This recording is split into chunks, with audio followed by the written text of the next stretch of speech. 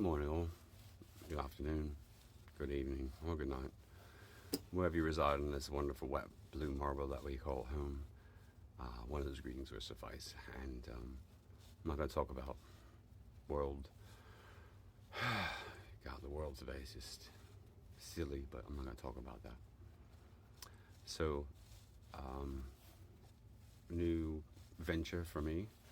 I am actually becoming a voiceover artist. So I've always loved voices and acting, and especially comedic acting. I've always been a big fan of comedians and just acting in general, but voiceover, like the cartoons, like Robin Williams being my mentor, my yes. he is my idol when it comes to this craft, because there was no other like him except me, because we are kind of nuts together. And and hi, now batting for the San Francisco 49ers, tight end, but I want to be a wide receiver. Oh, that's just so mean. But who doesn't want to be a wide receiver? Anyway, yeah, so I've done lots of voices. Was it Happy Feet? Hey, baby, this is Lovelace. Let me just, if you bring me some pebbles, I'm gonna go ahead and grant you your wishes. I will read you. I will read your future. Bring me some pebbles so I can have the biggest nest. Yeah, Lovelace knows. Oh, sorry. It's just one of the, right. And then, of course, I think what was his name? Oh, man. What the hell was his name? Miguel Penny? It was a Spanish name, and I'm not trying to be rude. Manny, I think it was Manny, I'm not sure.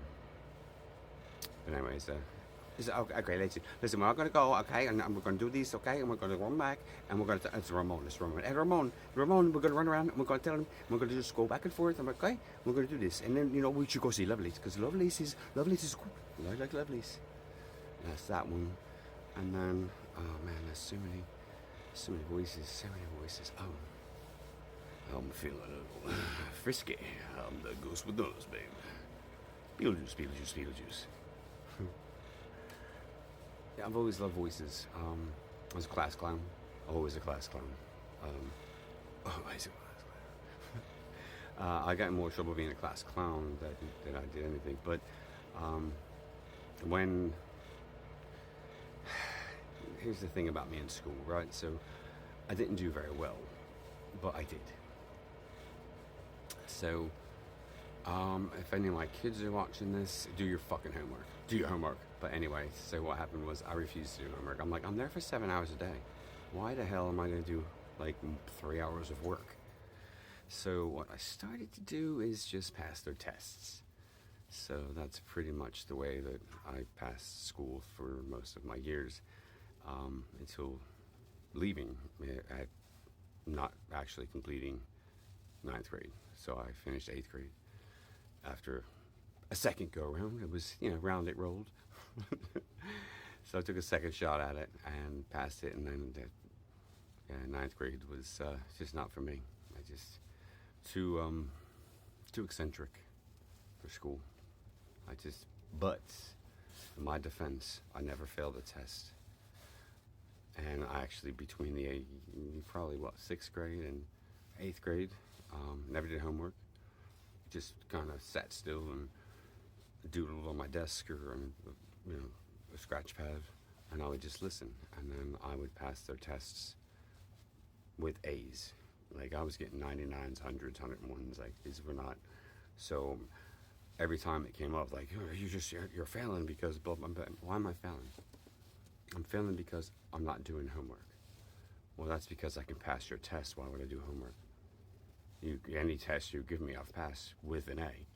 Therefore, I'm learning the material without doing the repetition and the torture that you call homework. Why don't you challenge me? If you notice that I can do, right, any teacher out there today, if they see a kid who can pass tests but never do homework, don't you want to challenge them a little bit more? They're like, there's something about you. You can pass tests without doing homework. I may want to think about you just a little bit more, because I think you might be in the wrong spot, which I was. They had me in special ed classes which is really funny. Not that I didn't like the taste of windows, but it was the small bus that I just didn't like. Right. That's terrible to say, but no, I did. They had me in special education. This is like 1985, 86, 87, somewhere in there. And there was no ADHD, there was no diagnosis, there wasn't anything like that. There was just, I guess you're just a bad person or a bad kid. And I'm like, okay, I still pass your fucking tests. So I'm not understanding how I failed when I think they failed. And if you know what I'm saying, they failed to recognize the student's potential. And I would think anybody today, in today's teaching realm, if they came upon an individual like myself who could pass tests without doing homework, they're probably like, maybe we should talk to this kid and see if there's something up. There is something up. 7th grade Young Authors Workshop, because I've written so many stories, and yeah, there was something up. One teacher recognized me, Mrs. Walker. Love you, thank you. My social studies teacher. She actually had us write stories. They weren't for vocabulary. It was history. She was trying to. We had certain subjects we could choose, and I chose to write a story that I called History, about a creature who attacked me at nighttime, at bedtime. But anyway, I killed the creature, but come to find out it was my sister in a costume. And that's the gist of it, but yeah, she's dead. I wish. That's horrible. I don't wish that upon her. I don't wish her any good luck. I wish she gets gonorrhea, like, in the mouth. That'd be good. Can you get gonorrhea in the mouth? If you can, I'd like her to have it. Yeah, it'd be great. Yeah, listen, I have something for you. Listen, I have a wish for you. I do. I wish you would get gonorrhea of the mouth. That's something that, I would look. Listen, okay. I talked to Ramon. He said that gonorrhea of the mouth is not so bad. You take some penicillins. You gargle like 6 times a week. You hide your face for 6-7 years, and maybe you're good. Maybe you're not. This was supposed to be like I was supposed to read something. I don't think I have enough time to read it. Maybe I do. All right, so I'm gonna try to read it real quick. All right, so it's something I wrote. So this is written and narrated by C.T. Daniels, otherwise known as me. So I'm gonna just get back to ready. I'll try to be a little animated. Hey, you know what I mean? Okay. All right. Part 1. Setting the stage. Dante, in his human form, sits at a dimly lit table in a small cafe, sipping on his coffee. Suddenly, he feels a presence in his mind. An intrusion. He looks around, sensing, his eyes narrowing. Dante, sardonically. Well. If it isn't fucking Melvin in my head. What are you doing, bloke? It's been so long, isn't it? Every time you get in my head, means you're fucking planning something, innit? What's on your fucking mind now, dude? Melvin, unseen by Dante, sits at a table across the cafe, his eyes closed in concentration. He delves deeper into Dante's mind. Melvin telepathically.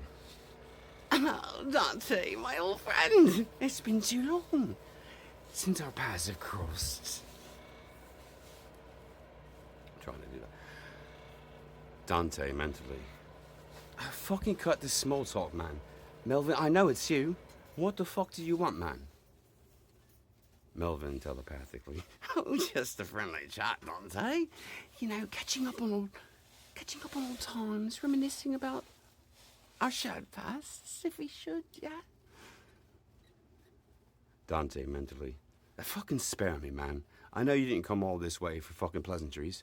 What's your fucking plan this time? What's your fucking game, man? Melvin telepathically, straight to the point. I'm sorry. Melvin telepathically.